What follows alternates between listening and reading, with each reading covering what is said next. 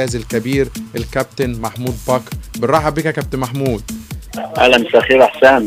طبعا صاحب المقولة الشهيرة اللي واقف في البلكونة بيشرب سيجارة يحب يسمعنا ويخش ويقول ان انا احنا كنت بقول كابتن محمود لما بكر لما الاهلي والزمالك يبقوا متأزمين والفرقة الثانية هايجة عليهم وجيب فيهم جون، فطبعا كل جماهير الاهلي والزمالك تطلع في البلكونة تنفخ، فبقول لهم خشوا جابوا جون تعادلوا.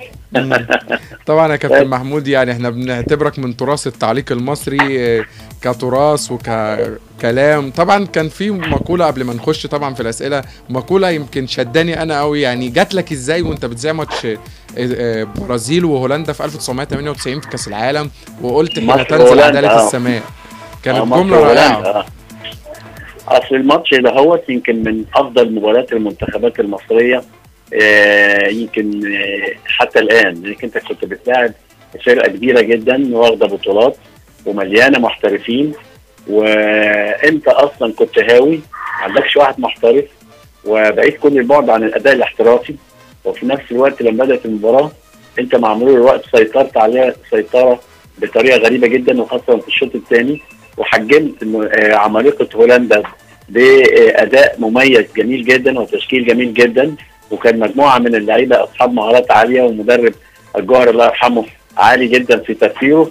فلما جابوا فينا جون كيف جاب في الشوط الثاني كده جون اي كلام بعصبه رجله، فلما جاء التعادل وجاء الجون فطلعت لوحديها كده، لانك انت في هذا اللقاء على الاقل تتعادل ما تتغلبش ابدا، انت اللي كنت الافضل والاكثر فرص، فهي طلعت رباني عشان خاطر يعني ايه يتقربني من الجماهير، لان هذا اللقاء هو اللي قربني من الجماهير جدا في هذا اللقاء. يعني طبعا توضيح بسيط، ان كان قصدي مباراة مصر وهولندا في 1990 وليس 98 كأس العالم.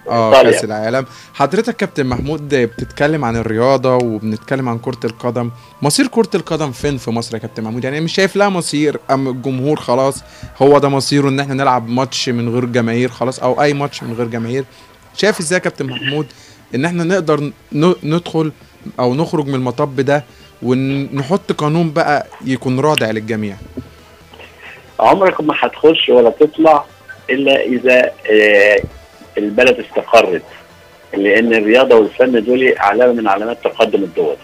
فانت النهارده في يعني دوله عالميه ملهاش اي يعني اساس في حاجات كثيره جدا، فبالتالي لازم الرياضه تتاثر زي ما انت شايف، لازم الامن يكون موجود وبقوه، الامن مش موجود ولا بقوه، فبالتالي لازم هننتظر ان احنا نلعب كده عرجانين من غير جماهير الى ان يكون في امن، والى ان يحضر جماهير لمجرد ان هم يتمتعوا بالرياضه وليس بالاسلوب اللي احنا بنشوفه دلوقتي. ساعتها هتبقى في نقدر نتكلم في الرياضه ونقدر نتكلم في عوده الجماهير مره ثانيه. كابتن محمود بكر، يعني ناخدك لمنطقة تانية وهو النادي الأهلي. حضرتك يعني اللي بيشوفوا الكرة زمان أو بيتابعوها من زمان بيقولوا إن شايفين مصير محمد بركات نفس مصير طاهر أبو زيد، تتفق أم تختلف معاهم؟ شوف هقول لك حاجة، في يعني إيه دائما النجوم أنواع. في نجم لما يجي يعتزل بيبقى عارف ويرحل في سلام، وده بيبقى عايش في اذهان الناس، لانه هو اللي اختار التوقيت وهو اللي اختار توقيت اعتزاله، واخد بالك، ودي بتبقى اصعب حاجه على نجم الكره في القدم، خصوصا لما يكون نجم كبير زي بركات او طاهر او الخطيب.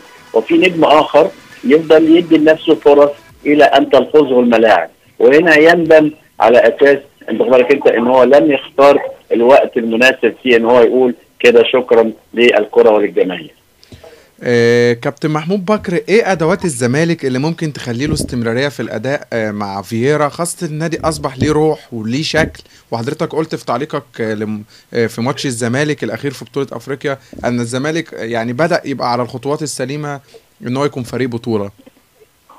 شوف هو طول عمره بطوله، بس كان في حاجات كانت بتنغص عليه عيشته شويه، فالحاجات دي بطلت شويه. اولا عدم تدخل الاداره، انت خد بالك، في شؤون الكره، ودي تحسب للاداره وتحسب لمستر فييرا. نمره اثنين، اللعيبه اللي اصلا كانوا بيلعبوا لحسابهم الشخصي مشوا، فبالتالي بدا يبقى في نادي الزمالك اداء جماعي. نمره ثلاثه، الراجل ماركو بتاع اللياقه البدنيه بتاع الزمالك راجل عالي جدا، وخلى لعيبه الزمالك لياقتها البدنيه عاليه جدا.